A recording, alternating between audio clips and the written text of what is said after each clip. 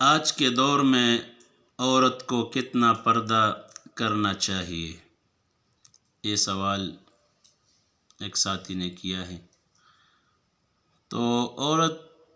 کے لیے پردے کے بارے میں کوئی کمپرومائز، کوئی سمجھوتا نہیں ہے کسی دور میں بھی۔ جو احکامات ہے اللہ کی طرف سے وہ اٹل ہے، چاہے وہ میرے نبی کا زمانہ ہے، چاہے وہ صحابہ کا دور ہے، چاہے وہ تابعین کا دور ہے، چاہے وہ تبع تابعین کا دور ہے، چاہے وہ آج کا دور ہے، چاہے وہ قیامت کی صبح تک۔ اللہ کے دین میں کوئی کمپرومائز، کوئی سمجھوتا نہیں ہے۔ تو لہٰذا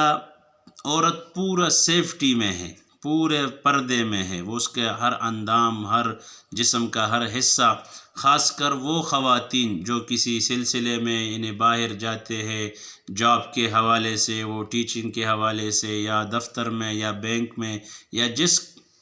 شعبے میں وہ جاتی ہے، تو خاص کر ان کے لیے تو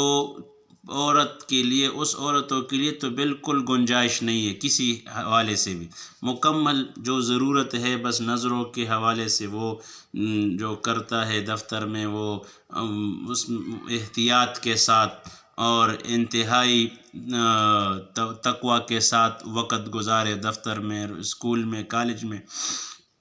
البتہ گھر میں اگر ایک عورت کام کاج کرتی ہے تو سر سے دوپٹہ گر گیا، یا مثال آٹا گوندتی ہے اور ہاتھ اوپر، آستینے اوپر ہو، یا تندور پہ روٹی پکا رہی ہے اور دوپٹہ آگے پیچھے ہو، تو اس میں تھوڑا بہت وہ ہے، کیونکہ وہ اس میں حرج ہے، اور ہمارے دین میں حرج نہیں ہے، سختی نہیں ہے۔ تو لہٰذا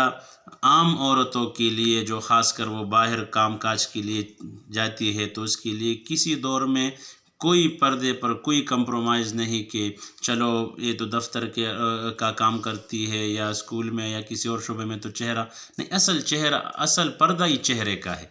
باقی آپ سمجھتے ہیں تو جس عورت کا پورا جسم سر سے لے کر پاؤں تک یہ پردے میں ہے۔